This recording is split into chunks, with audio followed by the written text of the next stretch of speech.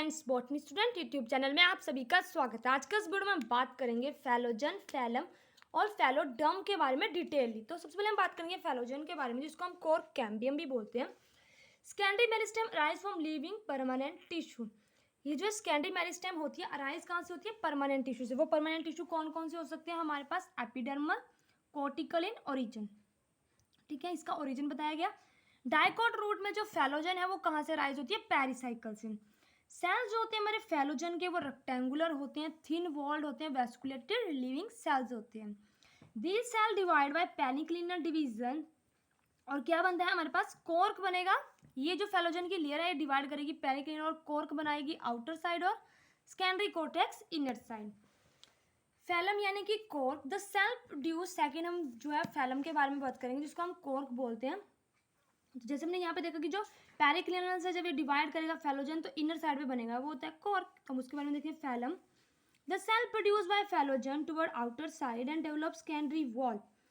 ये जो सेल है ये प्रोड्यूस कहाँ से होते हैं? कॉर्क के, फैलोजन से, आउटर साइड सेकेंडरी वॉल से। ठीक है, ये सेल जब मैच्योर हो जाते हैं और deposition of suberin over primary wall of cell, इनके ऊपर जब ये सेल मैच्योर हो जाते हैं, जो ये लेयर होती है कोर की, तो इसके ऊपर सबरिन की डिपोजिशन हो जाती है। ठीक है, और ये डेड होते हैं क्योंकि इनमें जो है लूज हो जाता है लिविंग प्रोटोप्लाज्म।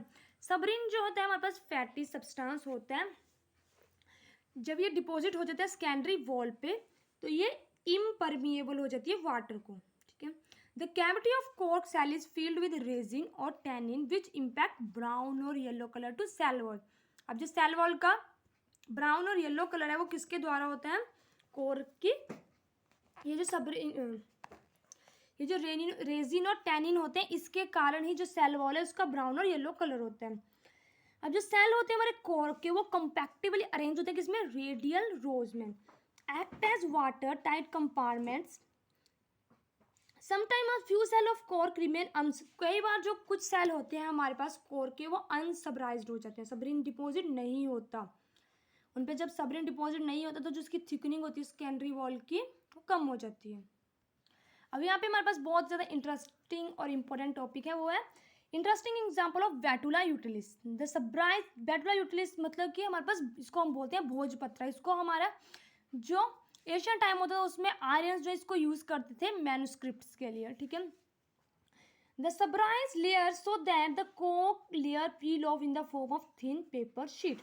ये एक सबराइज लेयर होती है जिसे कोर्क की जो लेयर है वो पील ऑफ हो जाती है थिन पेपर के रूप में। मतलब कि एशियन मतलब पुराने टाइम में उसको शीट पे बनाते थे, शीट्स, क्योंकि पेपर तो होते नहीं थे उस टाइम। तो जो भोजपत्रा उसके ऊपर ही जो भी था वो लिखा जाता था। ठीक है, these sheet are known as bhojpatra and used as iron for writing manuscripts.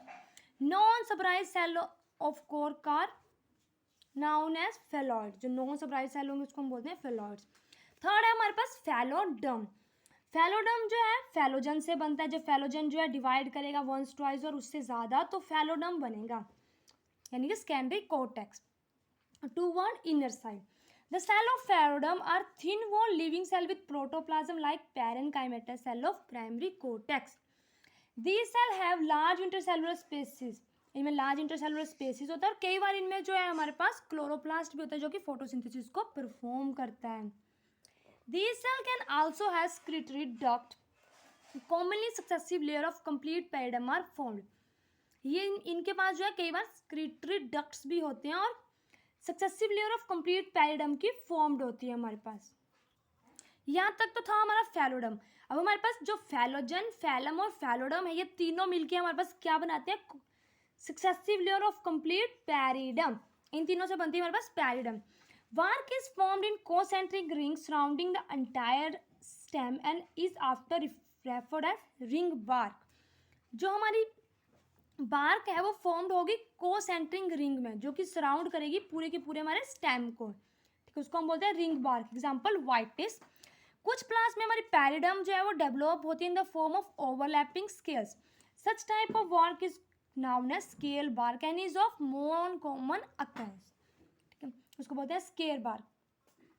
अब हमारे पास ये आता है स्टोमेटा। यहाँ आ गया स्टोमेटा, उसके नीचे आ गई एपिडर्मिस की लेयर, फैलम, और उसके बाद है फैलोजन। फैलोजन से ही हमारे पास फैलम और फैलोडम बनते हैं। थर्ड है ये हमारे पास फैलोडर्म। ये इसके बीच में जो ब्लू कलर का नजर आ रहा है हमको ये वाला, ये हमारे पास लेंटिसेल्स, ये इंडिशनल हमारे पास आया है लेंटिसेल या यंग लेंटिसेल्स है हमारे पास ये, ठीक है। स्टोमेटा, एपिडर्मिस, फैलम, फैलम यानी कि कोर्क कैम्बियम, फैलम यानी कि कॉर्क, फैलोजन यानी कि कॉर्क कैम्बियम और फैलोडर्म सेकेंडरी कॉर्टेक्स, ठीक है। अब हम देखते हैं लेंटिसेल्स के बारे में। तो लेंटिसेल जो है the first form as well as later develop periderm layer in the stem are usually provide the aerating structure, जिसको हम बोलते हैं लेंटिसेल्स। जो हमारे पास पैरिडम की लेयर बनेगी स्टेम में, वो प्रोवाइड करेंगी एरेटिंग स्ट्रक्चर, मतलब उसमें एयर स्पेसिस होंगे जिसको हम बोलते हैं lenticels. These spores look like the lens-shaped raised spores on the surface of stem, perform the function of gaseous exchange। क्या फंक्शन होता है लेंटिसेल्स का? गैसियस एक्सचेंज में। These spores यानी कि lenticel are first form just beneath stomata, stomata के नीचे formed होते हैं पहले ये। The phallogen यानी कि cork cambium instead of giving normal cork cell produce loosely arrange, इसमें जो है लूजली अरेंज सेल फॉर्म्ड होंगे outside the parenchymatous cell near the substomatal cavity, also divide and form a mass of loose cell. अभी यहाँ तक तो पहले हमने लेंटिसेल्स के बारे में पढ़ लिया। अब हमारे पास एक और नई टर्म आ रही है, वो है कॉम्प्लीमेंट्री सेल्स। अब ये कॉम्प्लीमेंट्री सेल्स क्या होती हैं? जब सबस्टोमेटल कैविटी के नीचे वाला जो पोर्शन होता है हमारे पास, वो डिवाइड, सबस्टोमेटल कैविटी जो है डिवाइड करती है और फॉर्म करती है मास ऑफ लूज सेल्स का। All these loose cells formed by division of parenchyma of substomatal region and also formed from phallogen on outer cell are together known as complementary cells। इसको क्या बोलते हैं हम? complementary cells। With increase in complementary cells, epidermis is ruptured। जब ये हमारा complementary cell जो है बनेंगे, सबस्टोमेटल कैविटी के नीचे बनती हैं ये सेल्स, जब ये बनेंगे तो उसके बाद इनका साइज इंक्रीज हो जाएगा, इनके नंबर इंक्रीज हो जाएंगे, तो एपिडर्मल जो है हमारी वो रैप्चर हो जाएगी। The complementary cell possess numerous intercellular spaces. These cell are large, ये लार्ज होते हैं, कलरलेस होते हैं और इनमें सेलुलर कंटेंट लैक होता है। The lenticel are formed in the periderm of both stem and the root. These are formed in breathing roots. ये कहाँ कहाँ फॉर्म होते हैं? स्टेम में, रूट्स में और breathing root of some fruits. कुछ ब्रीथिंग रूट्स में होते हैं, कुछ फ्रूट्स में होते हैं, जैसे एग्जाम्पल एप्पल।